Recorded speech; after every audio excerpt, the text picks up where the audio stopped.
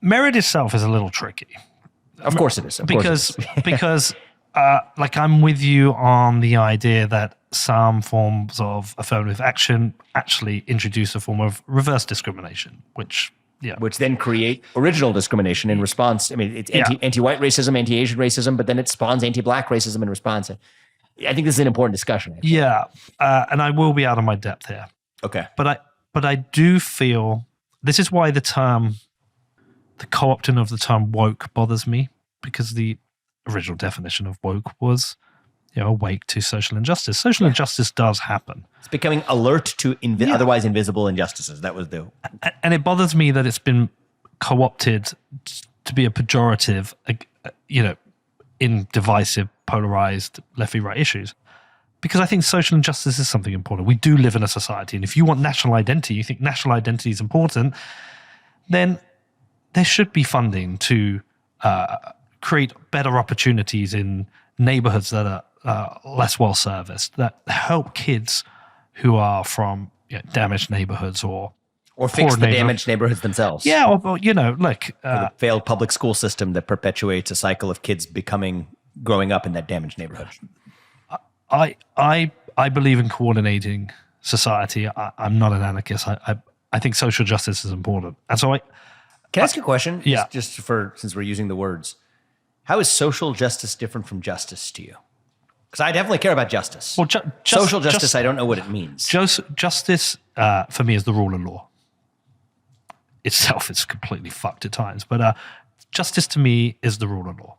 Here are the laws. Justice should be served. And justice matters. If I come into your house and I steal your car, I should be arrested. Like you've had a breakdown of justice in San Francisco where people are just walking into stores and robbing them, and they're not being arrested. And so they've been told you can steal and it's okay, which is damaging and dangerous for businesses.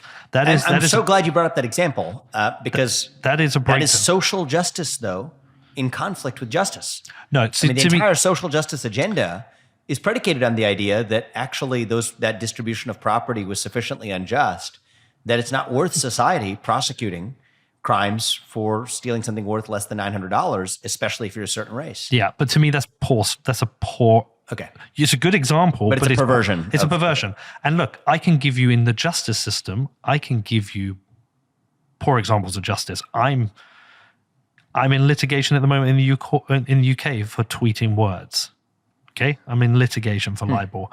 I think, and I've been through a process which I think is not delivering a good form of justice. I think it's poor justice.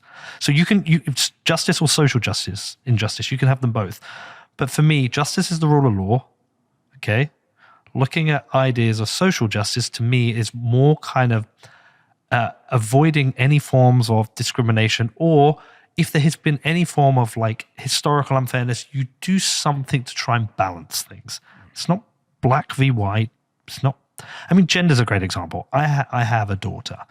The world is undoubtedly harder for her. Like anyone who says it isn't, it just is. I'm a man who's worked in the workplace. I've seen the differences how men work together and do deals and drink in the bar afterwards. I've seen how it's harder for a woman in those environments. I've seen how women are spoken to.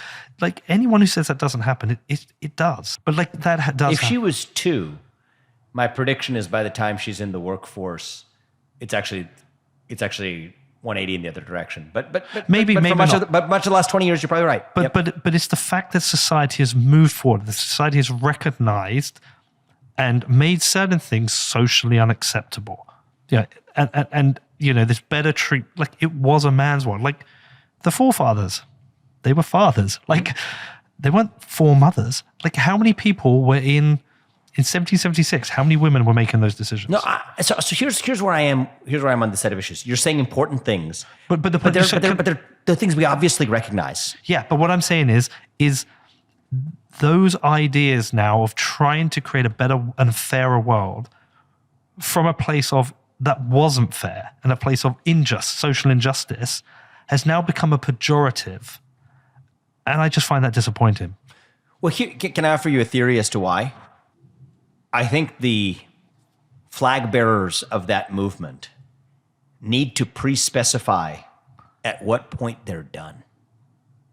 because it's not 1776 anymore. It's not 1960 pre-Civil Rights Act America anymore. I think that the question of when we are going to stop looking in the rearview mirror has to be pre-specified ex ante, or else we're going to, 2 centuries from now, we're still going to be saying the same thing that you just said. Yes, the nation began imperfectly. Yes, we have made, I think, meaningful, fundamental changes in the structure of a society that correct for those injustices. And at some point, it's never going to be perfect. We need to decide we're going to move on. Wow. And I think that we are long past that place, because I'll give you, for the social justice ends being self-defeating in their own right, here's what I mean. Give you a psychological analogy, which is, let's say you're a psychiatrist and you have a patient who comes in and used to suffer from severe anxiety, but now just suffers from like really mild latent anxiety that barely ever shows up. Okay. But occasionally he shows up because he's feeling a little anxious. The last thing you probably want to do is to shout at that person, don't be anxious, don't be anxious, don't be anxious, and to scold them. Okay.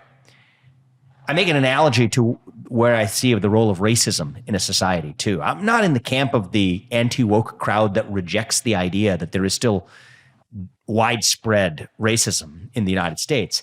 I'm just in the camp of believing that widespread racism is really, really, really, really small in magnitude, non-zero, but small in magnitude. And I think once you've gotten to a certain point, the right approach is to just let it atrophy slowly to irrelevance, rather than to scream at the person like the psychiatrist did at the anxious person, don't be racist, don't be racist, don't be racist. Yeah, but we inflame the whole thing. You're missing the nuance here. And this is what I think is important. I'm with you. I think some of the attempts to create new social justice is fucking ridiculous. Like where are you in race-based affirmative action? Let's get to the meat of the matter. So what I would say is, let's look at the statistics. In America, you're more likely to end up in jail if you're black. If it's yes, okay, why? It's because of these certain neighborhoods and opportunity. Okay, why? What are the reasons that's happening? Like historical reasons. Okay, invest in those areas and support those communities and try and change them. Great. That's different than using race-based quota systems, right? Yeah. I'm totally with that. But at the same time, when I ran my advertising agency, I brought a woman onto the board, and that was when I did that. It was it wasn't merit-based. She hadn't earned that position. But we had a male-dominated board of 4 men in a company that, I've told this story before, by the way, that was probably 30, 40% women, okay? So I brought her onto the board. We discovered things about things in the toilets that weren't being done in the women's toilets that they required. We also discovered that actually when we have a work night out, the girls feel unsafe getting home, so we implemented putting in taxis in place for the women to get home. Yeah, it's a fucking sad example of this, but one of the ladies that ended up getting murdered, not when she worked for us. A few years later, a young girl called Sarah Everard, you can look her up. She worked for me, and we put that in place. She was murdered walking home during the COVID era. So we learned those things by making that affirmative action, by putting that person in that seat. And that was a good thing. I don't feel guilty about that in any way at all. I think the important thing is that we need more, we need better leaders with more nuance. That's what it is for me. We don't need Tucker fucking Carlson and whoever it is on the other side just always dividing people and arguing. We need the nuance. Okay, is there an injustice here? Yes, how can we deal with it? How can we invest? How can we improve where this injustice is? And then let's have some nuance in there. Yeah, it is a bit weird that, that we're allowing children not to be able to maybe have I'll give you a better example. Matt Walsh made a film about What is a Woman? I'm sure you've seen it. I actually haven't seen it, but I'm familiar with it. Yeah, I've seen clips. It's half brilliant. And do you know why it's half not brilliant?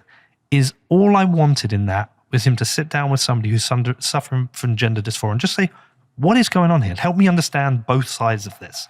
Yeah. So here's this is a very interesting discussion to me. The both sides of this, right? In the nuance.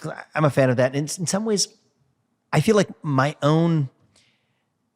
at times I catch myself losing my own ability or even interest in engaging in that nuance, because I'm interested in getting to a state of the world that sometimes I feel like will make me less competitively advantaged to do that if I'm encumbered by that nuance along the way. So I welcome folks like you calling me out on that along the way, because that's not what I want from myself. But I'll tell you this. I think there's a false parity, Parity, P-A-R-I-T-Y, that we have created between the both sides. I'll give you the gender dysphoria example, and then I'll give you the race example, because they tie together, okay? Gender dysphoria is real. It exists. For the few people who have it and have had it for much of human history, it is a source of suffering. It is a medical condition. It deserves empathy. That is a tiny fraction of all human beings ever born, but they exist. There are people born without the ability to use their legs. There are people who are paraplegic, quadriplegic. These are rare situations, each of which demand their own forms of sympathy, empathy, care, and attention. What we have instead created is a culture that believes that we have to change fundamental social order to accommodate what is really a far rarer event, and in the process, create more of the problem itself. So if you teach a kid to doubt their gender identity at a young age, you are likely to create more gender dysphoria. Do I believe that the rise in gender dysphoria in America is actually just nothing more than the uncovering of a phenomenon that was always there? Or do I believe that it is a phenomenon that we have created by teaching kids to doubt their actual gender identity? I think it is much more the latter than it is the former. I think it is much more the latter. And you don't know how, when you have a kid that comes out in a given classroom, there's good data on this, the epidemiology on this. Okay, it spreads faster than COVID. The R squared is faster than the R squared for COVID in schools. Of a kid who identifies or self-identifies as trans, for the number of other kids in that same perimeter, it's almost like modelable, like an infectious, like an R squared for COVID. You'll see other kids pop up at a rate that completely defy the possibility of what gender dysphoria could actually have looked like. And I think that we're creating it in the same way that I brought up in the race context, where I'm not one of these people that rejects the idea. I actually kind of agree with like Robin DiAngelo's presupposition that all of us probably have native impulses that are just hardwired into us because we're human beings, like evolved from apes to come to where we with tribal instincts of our own that have hardwired judgments that may be, among others, race-based, that we might as well be aware of. But at a certain level, at a certain point, there was this time in our history where that demanded a comprehensive societal response. But once you've kind of cleared the virus below the level of detection, when you try to still mount a comprehensive immune response, you kill the host. And I think that's what we're doing. With the trans obsession, with the racial obsession, we are killing the host in the process of killing a virus that was already mostly gone. And I think that that's where the yes, you have to look at both sides of this problem, is a bit of a siren song when it's like 99% the way there, but it's really just the 1% that you treat as though it was a 50% problem, that we actually recreate a 100% problem across the board.